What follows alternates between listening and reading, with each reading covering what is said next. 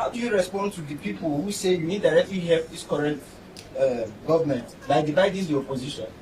What do you say about it? The reason I say this name is not to insult you, is that when you are talking about opposition, the opposition must define what they are opposed to. If the opposition is not opposed to corruption, it's not opposition.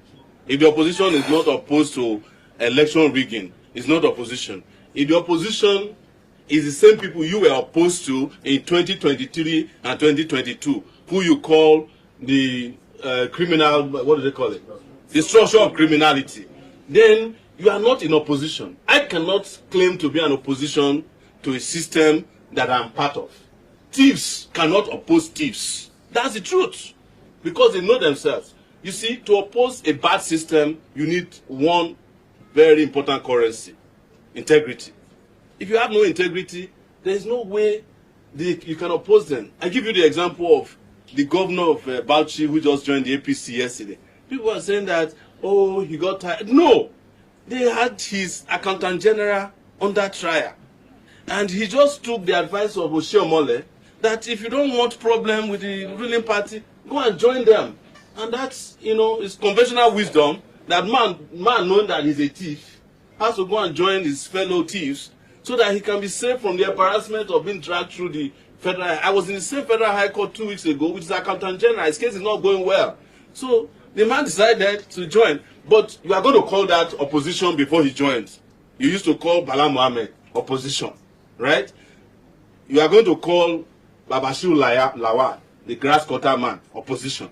You are going to call Amechi opposition to me. You are going to call Malami opposition to me. You are going to call El Rufai opposition to me. I mean, who are you deceiving? How about Peter Obi, sir? You have always brought Peter Obi up. The way to know Peter Obi is where he is today. Tell me your friends, I will tell you who you are. It's as simple as that.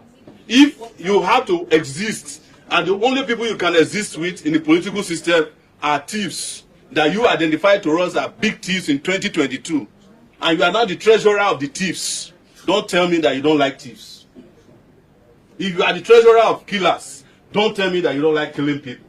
But as always challenged most of you, why don't you for one day just see Peter? You have Peter Obi in your midst. I saw him here. Ask him, when you were governor for 8 years, why didn't you build Anambra like Dubai? So that all of us can go and be spending weekends there. I would love to be in Anambra. I just came from Aba 3 days ago to protest. Some guy there, who is a member of the Labour Party, claims that he has transformed Aba. That's Alex Oti. You understand?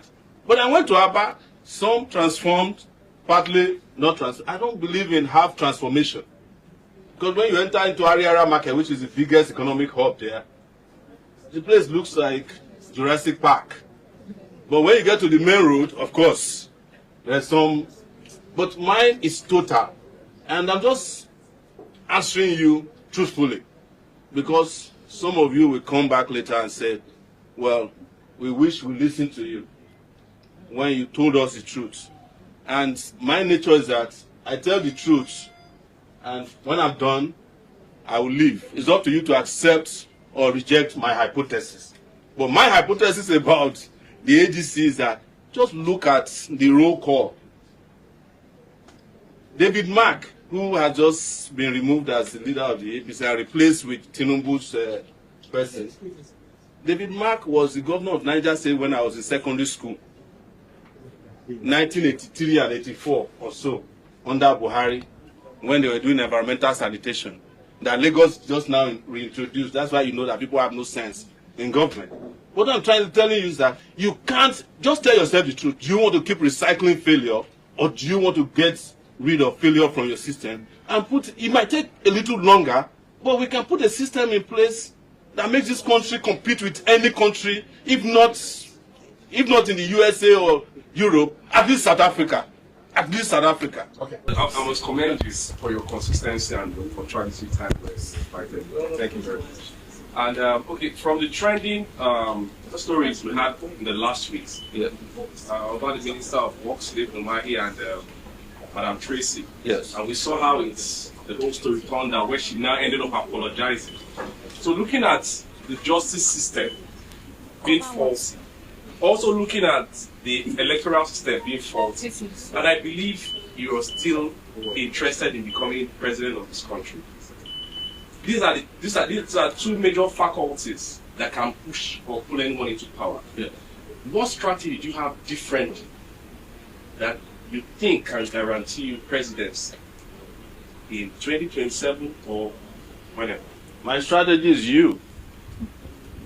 And you having the consciousness to understand that by themselves, and I'm saying this, I'm not lying, and I will never lie to you, elections cannot bring about change by themselves in Nigeria. You can't, the next election has been decided against all of you. Whether you like it or not, nobody knows more about this because I formed the political parties in 2018. And we know where elections are going even before we go into this election. And that was the reason why I called for a revolution. I'm sorry about those of you who are shaking your heads about revolution. Only a revolution can deliver this country. But the revolution might happen through the ballots if they know you are determined. But it might happen the other way if they also know you are determined. I've always said it, and I've been charged before a federal high court for treason, that I wanted to overthrow the government. I never deny it. Anybody who is not willing to overthrow the current system is mentally sick because the system is rigged against you. And as a result, my participation in elections, and I've said this for those who might have heard me several times, is not to win the elections alone. It's to keep telling you the flaws in the election so that you too can wake up and see what I see and try to do what I do. I believe that we have enough people in this country, young people, who can change the trajectory of this country, but they just have to say enough is enough. And by the next day, you have a different country. If you are still afraid that if you fight, you don't know how it will end, if you don't take the fight to them, they will take the fight to you. And it's happening already. Most of you already know that most of your cities are under siege. It just hasn't touched your house yet.